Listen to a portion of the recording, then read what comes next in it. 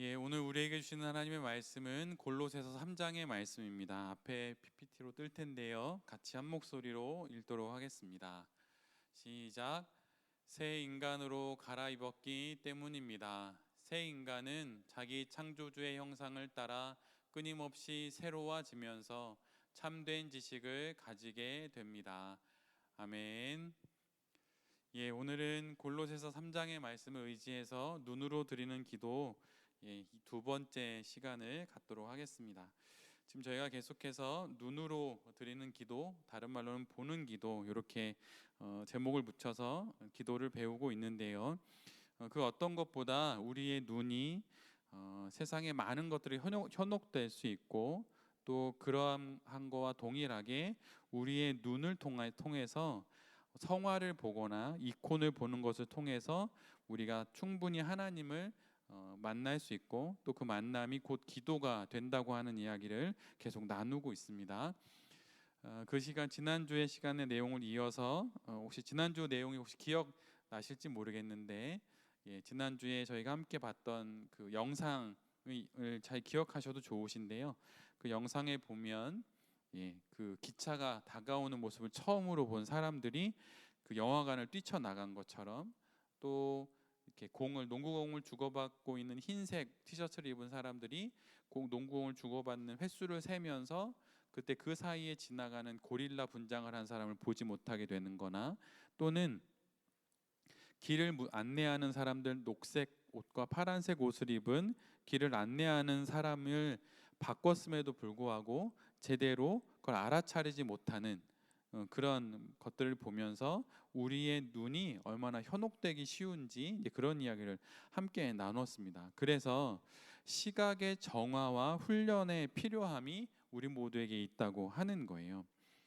하나님에 대한 내면의 이미지를 가지고 있고, 우리 모두가 만약에 하나님이 우리가 알지 못했던 낯설은 모습으로 등장하시게 되면 우리는 하나님을 알아차리지 못하거나 받아들이기가 어렵게 될 것입니다. 이제 우리 앞에서 지난주에 말씀드렸던 내용들을 이렇게 유추해서 생각해 보시면 좋을 것 같아요. 그래서 그렇게 우리가 내가 생각하고 있는 하나님의 나의 눈으로 봤던 어떤 이미지, 그런 거에 갇혀 버리면 하나님을 알아차리지 못하거나, 또한 이 하나님은 내가 봤던 하나님이 아니야 라고 말하면서 하나님을 받아들이기가 어렵게 될 것입니다. 그래서 내가 가지고 있는 하나님에 대한 내면의 이미지 때문에 이런 일들이 벌어지는데, 그래서 이런 부분이 있기 때문에 훈련이 필요하다는 거예요. 그래서 뒤에서도 오늘 시간이 있으면 그림을 볼 텐데, 성화의 그 그림에 보면 예수님의 얼굴이 다 다르거든요. 때로는 왼쪽과 오른쪽의 그 얼굴 반반 나눠서 서로 그 다른 모습으로 그리고 있기도 합니다. 그래서 내가 알고 있고 내가 가지고 있는 하나님에 대한, 내가 지금까지 신앙생활하면서 내가 익혀왔던 예수님과 하나님에 대한 그 이미지 때문에 새롭게 내게 다가오시는 하나님을 만나지 못하는 경우들이 있다고 하는 거예요. 그걸 거부하거나 알아차리지 못하거나 받아들이지 않게 된다고 하는 것이죠. 그래서 눈의 훈련이, 시각의 훈련이 필요하고, 이것을 통해서 보는 기도가 이런 부분에 매우 도움이 되고, 또 이런 보는 기도를 통해서 하나님을 더 깊게 만나게 됩니다. 눈의 훈련이 필요한데, 하나님의 창조물에는 하나님의 손길이 스며 있다, 이제 이렇게 이야기를 합니다. 그래서 나무를 보면 그냥 생태학자들이나 아니면 식물학자들은 나무가 침엽수다, 화렵수다, 나뭇잎이 어떠하다, 그런 것들을 볼지 모르겠지만, 우리가 보는 기도를 통해 눈으로 드리는 기도를 훈련하는 것을 통하여서 창조물 안에 있는 하나님의 손길을 우리가 알게 된다고 하는 거예요. 그러니까 그걸 통해서 하나님을 보게 된다고 하는 것이죠. 그래서 어느 믿음의 선인의 이야기처럼 이 세상의 모든 것들에는 하나님의 암호가 숨겨져 있다, 이렇게 말했던 믿음의 선인이 있는데, 나무를 보면서 하나님의 흔적을 찾고, 바다를 보면서 하나님의 흔적을 찾고, 아니면 어린 생명으로 내게 온 나의 어린 아기들을 보면서 하나님을 읽어낼 수 있다면, 그것을 통해서 내가 지금 보는 기도를 드리고 있다고 말할 수도 있습니다. 그러나 중요한 것은 하나님의 지문을 하나님으로 착각해서는 안 된다는 거예요. 우리 손에 있는 지문처럼 창조물을 보면 거기에서 하나님의 지문이나 흔적을 우리가 읽어낼 수 있는데 그것이 하나님은 아니라고 하는 겁니다.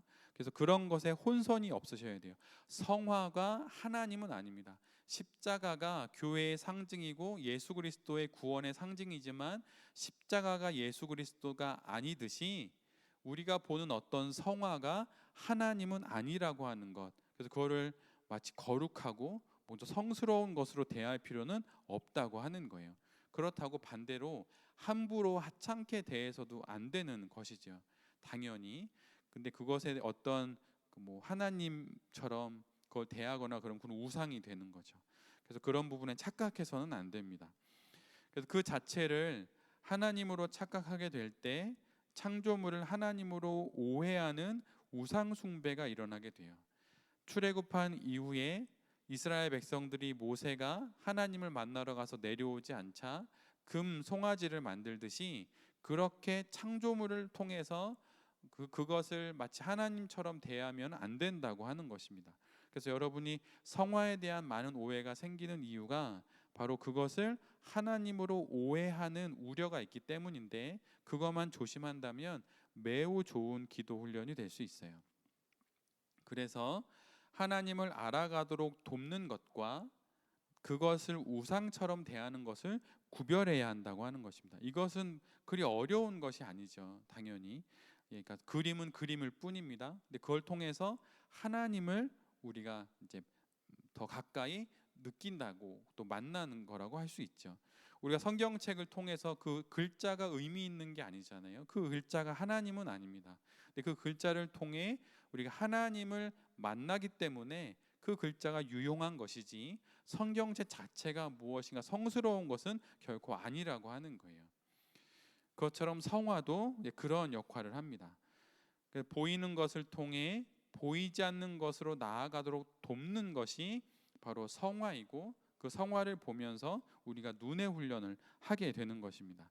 만약 그 성화가 없이 만약 우리가 아무것도 보지 않고 하나님을 묵상할 수도 있지만 그것은 우리가 지금껏 눈으로 보아왔던 많은 이미지들이 더해져서 내 안에 갖게 된 그 하나님의 이미지로 하나님을 떠올리는 것입니다. 그러기에 이왕이면 우리 눈으로 보았을 때 하나님을 그렸다고 하는 믿음의 선인들의 그림이나 성화나 어떤 이미지들을 통해서 하나님께 나아간다고 한다면 그것이 훨씬 더 안전하고 좋은 거라고 말씀드릴 수가 있어요. 그래서 창조물 속에 하나님의 지문이 들어가 있다라고 하는 것을 잘 기억하시면서 예를 들면 휴가철에 아침에 좀 일찍 일어나서 산을 보거나 바다를 보면서 하나님이 창조하신 세상을 보다 보면 어느 순간 하나님을 떠올리게 되고 그것이 하나님을 향한 묵상이 되고 또 하나님을 향한 기도가 될 수 있다고 하는 거예요. 예를 들어서 비유로 나이트클럽에 가서 화려한 조명과 사이키가 막 춤추는 사람들 거기 공간에서 하나님을 떠올린다는 건 매우 어렵습니다.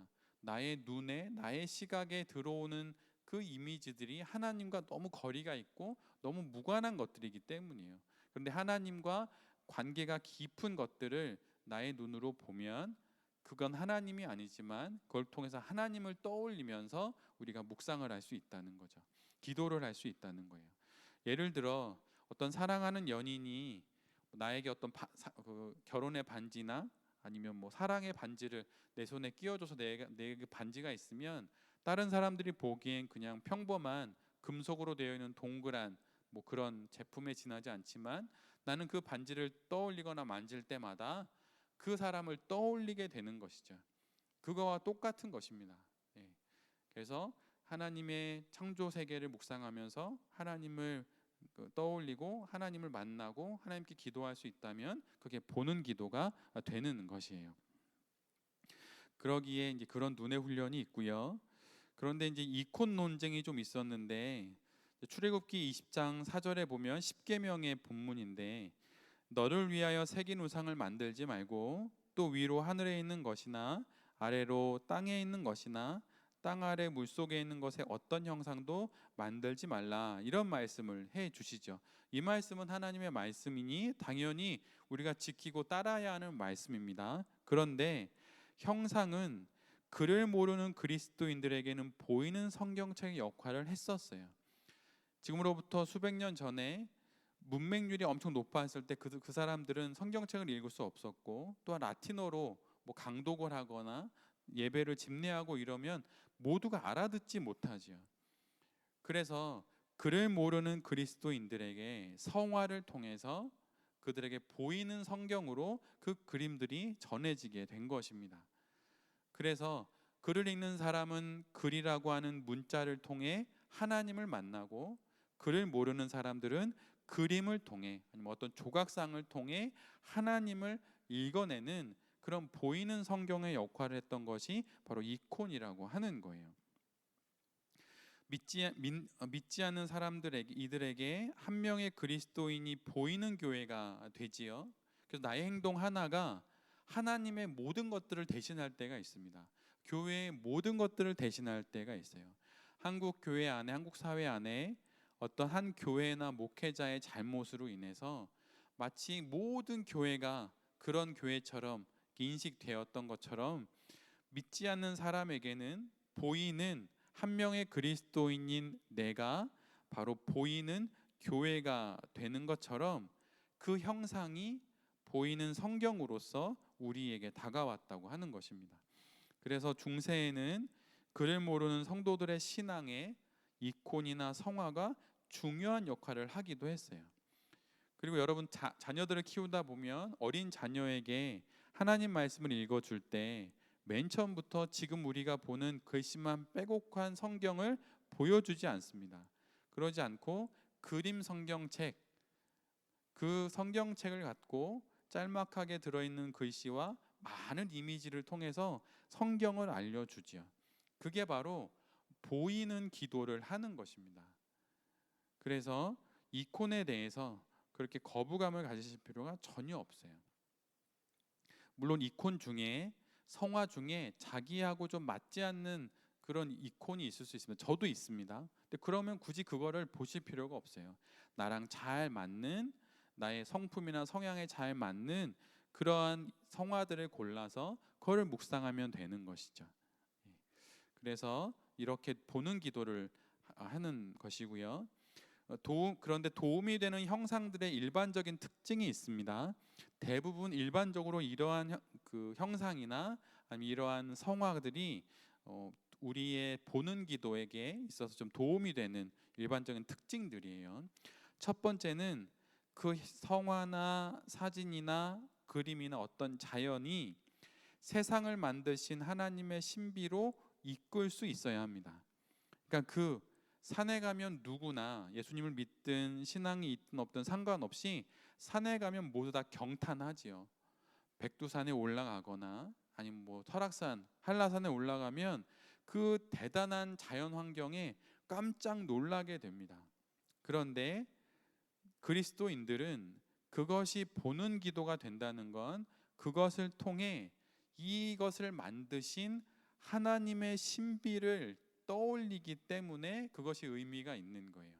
그래서 내가 보았을 때, 내가 가서 직접 그것을 어떻게 봤을 때 세상을 만드신 하나님의 신비를 나로 하여금 이렇게 느끼게 해주는 그러한 형상들이라면 그것은 좋은 도움이 되는, 보는 기도에 도움이 되는 형상이라고 말할 수 있습니다. 또 두 번째로는 인물이 있는 성화는 한 사람 혹은 두 사람의 인물이 있는 것이 좋습니다. 너무 많으면, 너무 많은 시선이 있다 보니까 조금 기도하기가 조금 불편함이 있어요. 근데 뭐 탕자의 기도에 보면, 탕자의 귀향에는 많은 사람들이 등장하죠. 네다섯 사람이 등장하는데 뭐 그럼에도 불구하고 기도가 잘 된다면 그거를 보고 기도하셔도 괜찮습니다.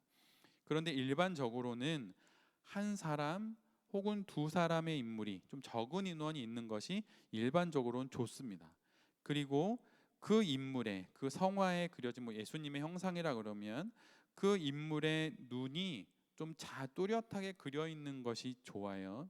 그리고 직접적으로 응시하고 있으면 좋습니다. 그러니까 그 시선이 나를 이렇게 바라보고 있는 듯한 그러한 그림이라면 더 좋다는 거예요. 물론 탕자의 귀향은 그렇지 않지요.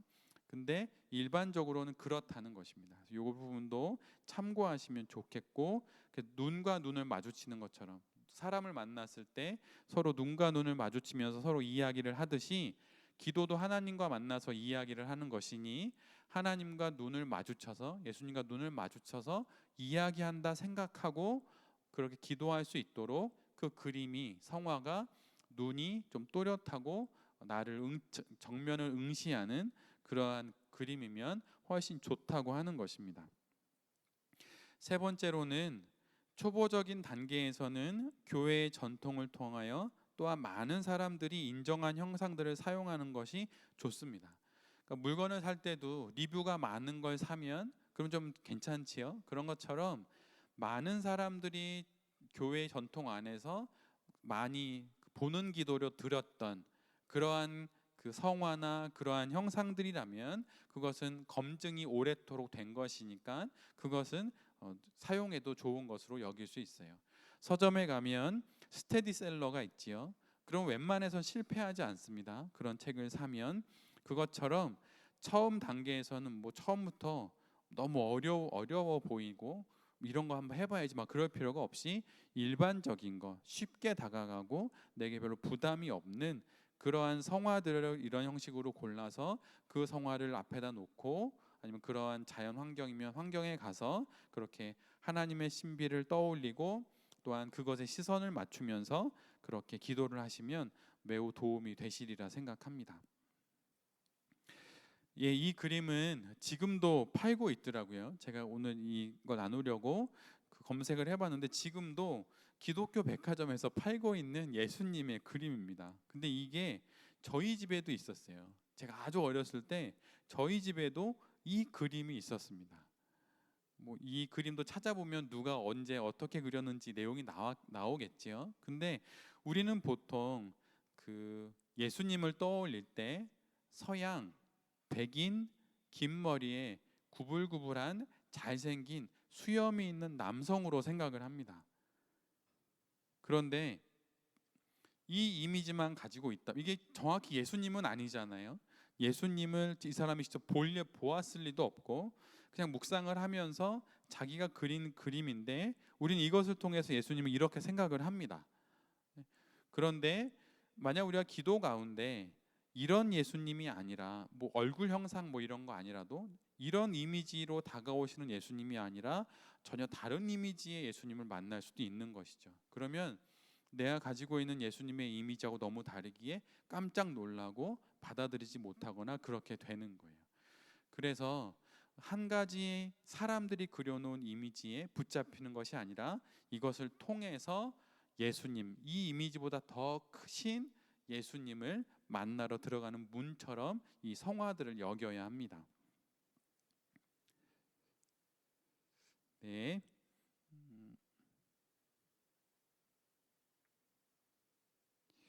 예, 이 그림도 믿음의 선인들이 했던 그 성화의 하나의 그림이에요. 앞에서 봤던 그 성화하고 이미지가 좀 다르지요. 근데 이것처럼 조금 다른 이미지도 믿음의 선인들 옛날부터 보는 기도를 드릴 때 사용을 했었습니다. 그리고 이 그림이 여러분 보시면 아시겠지만 정면을 보고 있고 또 눈이 좀 또렷합니다. 잘 보이실까 모르겠는데 눈이 좀 또렷하고 시선이 저에겐 되게 온화하게 다가와서 이거 말고 다른 그림도 있거든요. 근데 저에겐 좀 온화하게 다가와서 저는 이 그림을 다른 그림보다 선호하고 좋아하는데 그리고 이 그림 역시 많은 믿음의 선인들이 이전에 계속 사용했던 그런 그림입니다.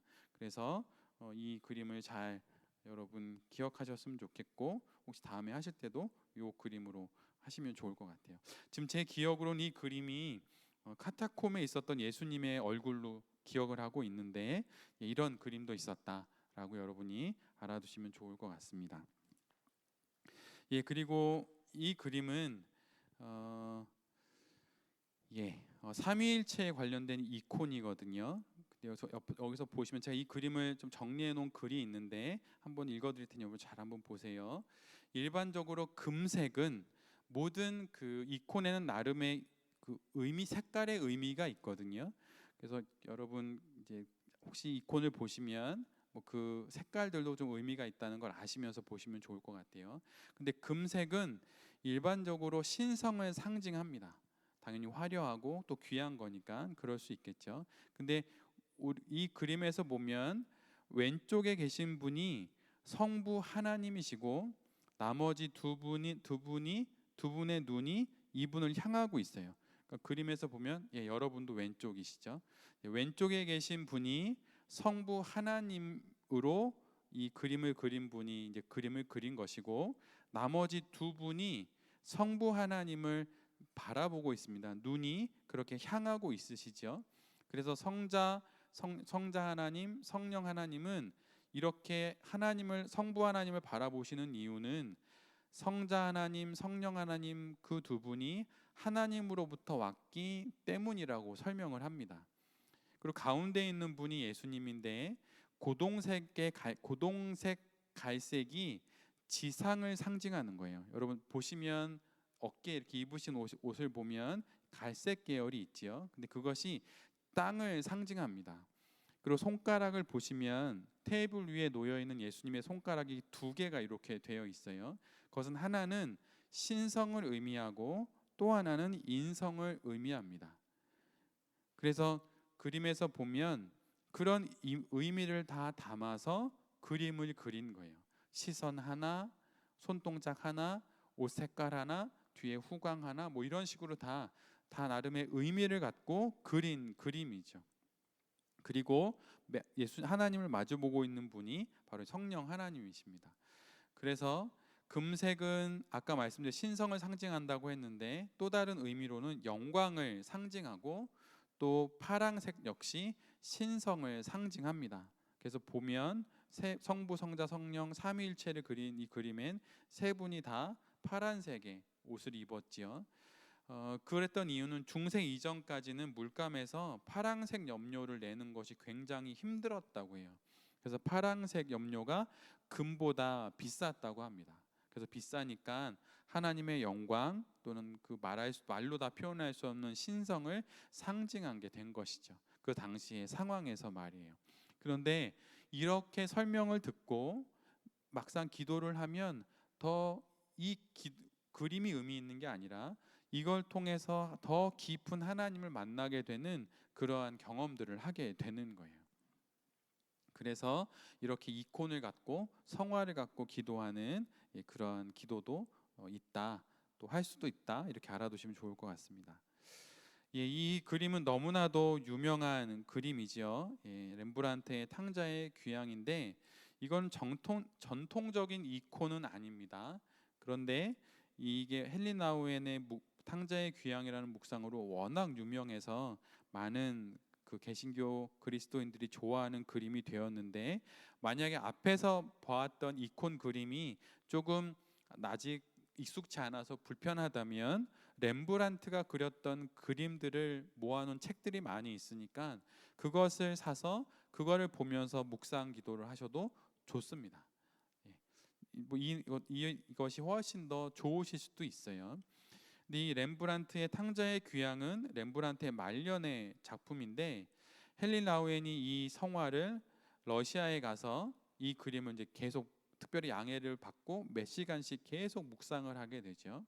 근데 그의 글에서 성화에 대한 깊은 묵상들을 이제 그가 적어 놓았기 때문에 그거를 보면서 이제 이 보는 기도를 어떻게 드리는지 한번 그걸 익혀보셔도 좋으실 수 있을 것 같아요.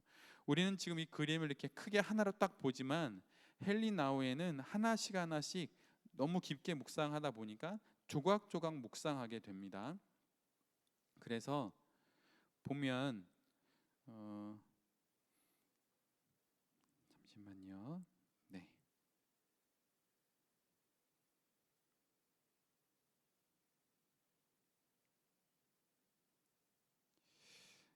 이 이 모습은 탕자의 형의 눈입니다. 큰 그림에서 이제 그 부분만 이렇게 딱 잘라낸 건데, 탕자의 형의 눈의 느낌이 어떠신가요? 물론 우리가 선지식이 있으니까 이제 좀 미리 생각할 수 있겠지만, 탕자 형의 눈의 느낌이 어떻게 보이시나요? 죽었다가 살아났다고, 그러니까 죽었다고 생각했던 동생이 돌아왔을 때 그것을 반기는 눈빛으로 보이십니까? 아니면 좀 무표정하고 좀 퀭한 그런 눈빛으로 읽히시나요? 근데 이것을 통해서 예수님이 전해주신 탕자의 그 잃어버린 아들에 대한 본문의 말씀, 또 그것을 통한 하나님의 마음을 우리가 이제 이거를 보면서 묵상하게 되는 것이죠. 그래서 아마 탕자의 형은 머릿속으로 굉장히 복잡한 생각이 들었을 것입니다. 복음서에서도 이런 것들이 또 잘 표현이 되어 있지요. 그렇게 뭐 어떻게 나를 위해선 뭐 잔치 한번 베풀어 주지 않더니 모든 당신의 가산을 탕진한 이 탕자에게 어떻게 이것을 할 수 있으십니까? 라고 아버지에게 따지게 되지요. 그것처럼 이제 그런 이미지를 보면서 이 그림을 이제 묵상하게 되는 겁니다. 그 다음, 이것은 아버지의 눈이에요. 근데 아버지의 눈을 보면 거의 눈을 못 뜨는 상태가 되었습니다.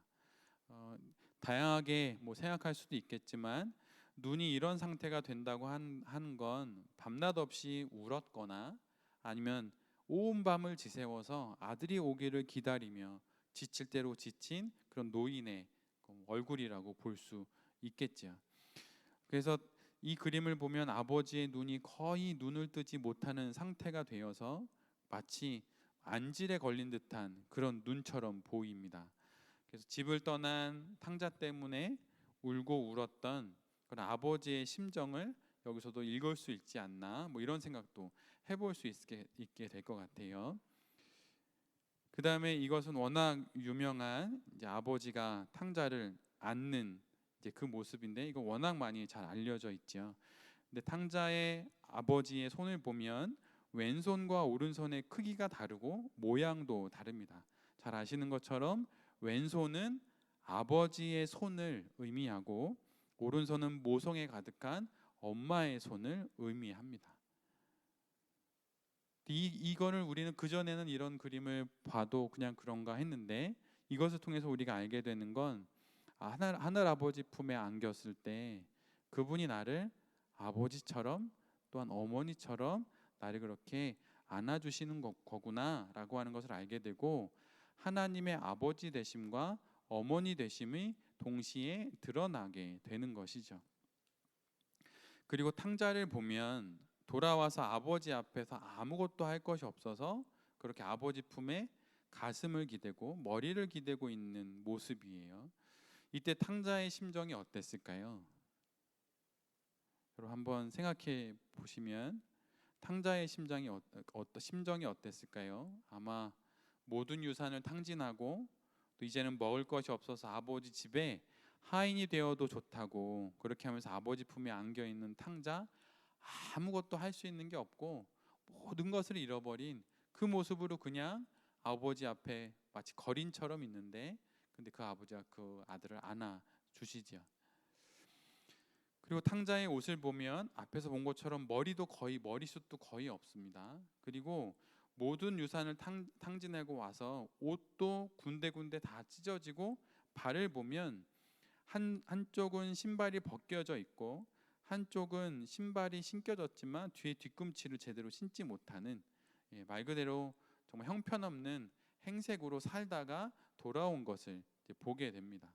신발들은 다 벗겨지고 그런 모습이 여기에 이제 있는 거죠. 그리고 이 그림에서 보면 잘 보이실 수도 있겠네요. 그 단검이 하나 보입니다. 허리춤에 단검, 오른쪽 다리 위쪽에 검은색 필통처럼 보이는 게 단검인데 허리에 단검이 있어요. 근데 이 단검은 그가 어떤 집안의 자녀라는 것을 상징하는 거예요. 비록 그가 탕자로 살면서 이곳저곳 배회하고 거린처럼 되어서 아버지 집에 돌아왔지만 그는 여전히 아버지 집의 자녀라고 하는 것인 것을 이 단검이 상징해 주는 것이죠. 그래서 이렇게 아버지 집의 아들이 돌아오게 되고, 그리고 이 모든 내용들을 쭉 보고 나서 전체 그림을 보면, 그러면 이 그림을 통해 더 깊은 하나님의 마음을 이제 우리 모두가 알 수 있게 된다는 거죠. 이제 읽어내게 되고, 그러면서 하나님이 나를 정말 사랑하시고 나를 아버지처럼 어머니처럼 그렇게 나를 거린 같은 나를 그렇게 나를 품어주고 계시는구나라고 하는 것을 이 그림을 통해서 알게 되고, 그런 하나님을 만나는 거죠. 그게 바로 보는 기도가 되는 것입니다. 그래서 형의 심정도 느끼고 아버지의 마음도 느끼고 또 돌아온 탕자의 마음도 느끼고, 이렇게 하면서 이 모든 것들을 통해 우리가 보는 기도를 드리게 되는 거예요. 렘브란트 그림으로 처음은 한번 해보시기를 그렇게 권해드립니다. 책으로 이렇게 나와 있기도 한데 사서 한번 읽어보셔도 좋을 것 같고요. 여기 전체적으로 정리된 내용을 제가 가져온 건데, 제가 읽어드리면, 탕자의 귀향은 헨리 나우엔의 영적 삶의 궤적을 잘 보여주는 책이자 그의 대표작이다. 신약 성경 누가복음 15장에 나오는 탕자의 비유를 고스란히 화폭에 옮긴 렘브란트의 그림에서 영감을 얻은 헨리 나우엔은 작은 아들의 방탕한 삶과 귀환, 큰 아들의 깊은 상실감과 분노, 아버지의 용서와 환대로 이어지는 일련의 움직임을 깊이 파고든다. 성경적, 역사적, 심리적 맥락에서 작품을 분석한 그의 글은 모든 사람들이 집으로 돌아가는 영적인 귀향길에 있음을 보여주는 한편, 아들의 자리에서 아버지의 위치로 나아갈 것을 도전한다. 결국 그리스도인의 삶은 남루한 옷차림으로 무릎을 꿇고 있는 작은 아들에게서 구부정하게 서 있는 아버지에게로, 축복을 받는 자리에서 은총을 베푸는 자리로 나아가는 과정임을 설득력 있게 보여준다. 집을 떠나 여전히 방황하고 있는 이들에게, 그리고 과감하게 귀향을 결심했지만 익숙한 길과 안전한 경로를 찾지 못해 어려워하는 아직 길 위에 있는 크리스천들에게 이 책은 넘치는 영감과 안전한 지침을 선사한다. 누가복음 15장의 말씀을 눈으로 글자만 읽을 때, 텍스트만 읽을 때 그것이 이미지가 잘 묵상이 안 될 수도 있죠. 근데 그럴 때 이런 그림을 보면, 성화를 보면 훨씬 더 말씀이 깊게 묵상이 됩니다. 그리고 그 묵상 가운데 하나님을 만나는 거죠.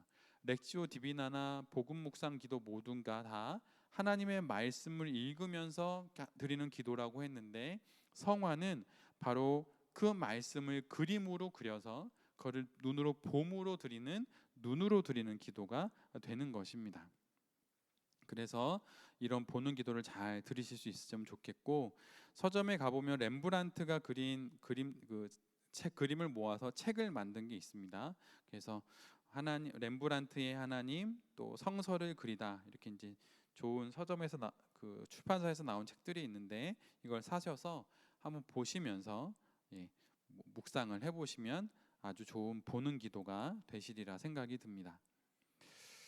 보는 기도의 순서가 있는데, 보는 기도의 순서가 있는데, 너무 내용이 좀 약간 이 순서만 하고 뒤로 넘어가면 될 것 같습니다. 보는 기도의 순서가 있는데요. 먼저 눈을 감고 형상을 통해서 하나님께서 함께 하시기를 바라는 기도를 드립니다. 그리고 그 기도 이외의 다른 것들은 마음에서 멀리합니다. 그러니까 먼저 하나님을 보기 위해 눈을 감는 거예요. 눈을 감고 내가 지금 보려고 하는 그 형상을 통해서 하나님께서 함께 하시기를 바라는 기도를 먼저 청원 기도처럼 드립니다. 그리고 기도를 드리고 나서 모든 것들이 좀 잠잠해지면 두 번째로 조용히 눈을 떠서 앞에 있는 그림의 눈동자를 응시합니다. 그런데 눈으로도 보지만 사실은 눈은 그냥 창문일 뿐 마음으로 응시하는 것이죠. 그래서 생각하는 것이 아니라, 분석하는 것이 아니라 먼저 그냥 눈동자를 쳐다보는 것입니다. 그리고 만약 분심이 올라온다면 뭐 눈이 왜 저렇지? 뭐 색깔은 왜 이래? 너무 잘 안 보이네. 뭐 이런 분심이 올라온다면 그건 잘 흘려보내면 됩니다. 근데 중요한 건 눈동자를 쳐다보면서 마음으로 응시하는 거예요. 그런데 눈동자를 쳐다볼 때 저 눈동자를 통해서 하나님께서 나를 바라보신다는 마음으로 그 눈동자를 바라보는 거예요. 내 앞에 있는 어떤 누군가와 대화를 나눌 때 그의 눈동자를 보면서 이야기를 나누듯이 그렇게 지금 하나님과 함께 하나님의 눈동자를 바라보며 그분과 이야기를 나눈다고 생각하고 그 눈을 보라는 거예요. 그러니까 그분이 저 눈으로 나를 이렇게 막 이렇게 뭐 감시하듯이 쳐다본다 이런 게 아니고 대화하는 상대와 눈을 마주치듯이 그렇게 눈을 그 성화의 눈동자와 마주치라고 하는 것이죠. 그래서 하나님께서 나를 지그시 바라보신다는 마음으로 그걸 봅니다. 그리고 내가 지금 하나님 앞에 앉아 있다는 모습으로 쳐다봅니다. 그러니까 내가 하나님 앞에 앉아 있고 그분과 테이블을 놓고 서로 얼굴을 마주 보면서 눈동자를 보며 이야기를 나눈다고 생각을 하고 그 다음에 그렇게 응시를 하라는 거예요. 마음으로 응시를 하라는 것입니다. 그래서 그렇게 응시하면서 기도를 하다가 시간이 되면 눈을 감습니다. 그 눈을 감고 마음속에 그 형상이 그려지도록 해보는 거예요. 막 억지로 막 하는 건 아닙니다. 자연스럽게 떠올려 보는 거죠. 그리고 마음속에 잘 떠올려졌으면 그 형상을 간직합니다. 그리고 다시 눈을 뜨게 돼요. 그리고 저 형상을 통해서 하나님께서 내 영혼의 중심부에 자리 잡고 앉아 계신다고 생각을 합니다. 그리고 내 눈을 통해서 하나님께서 세상을 바라보신다는 생각으로 또 그 마무리를 하게 됩니다. 그러니까 정체적으로 방법이 매우 간단합니다. 과정들을 설명하려고 하다 보니까 매우 복잡한 것 같은데 그렇게 복잡하진 않아요. 먼저 성화를 보기 전에 두 눈을 감고 지금 내가 보려고 하는 성화를 통하여서 하나님께서 함께 하시기를 바랍니다라고 기도를 드리고 조용히 눈을 떠서 성화의 눈동자를 마음으로 응시합니다. 쳐다볼 때 하나님이 나를 쳐다보시고 나 또한 하나님을 쳐다본다는 마음으로 그렇게 눈을 쳐다보며 하나님과 함께 앉아 있다고 생각하면 돼요. 그리고 그렇게 보다가 이제는 성화는 창문일 뿐이니까 다 됐으면 눈을 감고 내가 봤던 그 성화의 그 이미지를 떠올리고 그 다음에 그것을 마음에 간직하면서 잠시 머물다가 그 다음에 눈을 뜹니다. 그렇게 눈을 딱 떴을 때 그 순간이 이제 내가 내 눈으로 세상을 보는 게 아니라 하나님께서 나의 눈을 통해 세상을 보신다라고 생각을 하는 거죠. 달리 말하면 내가 하나님의 눈이 되어 세상을 본다고 하는 거예요. 그런데 어찌 그 눈으로 다른 것을 예를 들면 뭐 음탕한 거나 아니면 세상 유혹거리를 뚫어지라고 쳐다볼 수가 있겠어요. 그렇게 안 되는 것이죠. 그래서 종국이 이런 방법으로 하면 보는 기도가 맞춰지게 됩니다. 그러니까 뭐 단계는 되게 복잡한 것 같은데 일단 눈을 감고 청원 기도를 드리고 눈을 떠서 하나님과 함께 시선을 마주치며 함께 있는다라고 생각을 하고 그러다가 어느 정도 이미지가 많이 익숙해졌으면 눈을 감고 이미지를 마음으로 떠올린 다음에 그 마음에 간직하면서 그 그림을 넘어 하나님을 묵상하고 그러다 시간이 되면 눈을 떠서 나의 눈을 통해 하나님이 세상을 보신다라고 생각하고 이제 살아가면 됩니다. 이게 보는 기도의 전체적인 순서예요. 예, 그래서 보는 기도를 이제 이런 식으로 드리면 되는데 다음 시간에 한번 보는 기도를 같이 한번 드려 보도록 하겠습니다. 그 마땅한 이콘이나 이런 것은 앞에서 봤던 것 중에 뭐 하나 정도를 제가 화면에 띄우고 그거를 같이 잠깐 본 다음에 보는 기도를 한번 직접 드려보도록 그렇게 하겠습니다. 오늘 여기까지 보는 기도 두 번째 시간 마치도록 하고요. 다음 시간에 또 연이어서 뒤에 남아있는 조금 더 남아있는 보는 기도를 마무리하고 또 다음 마지막 기도로 또 또 넘어가도록 그렇게 하겠습니다.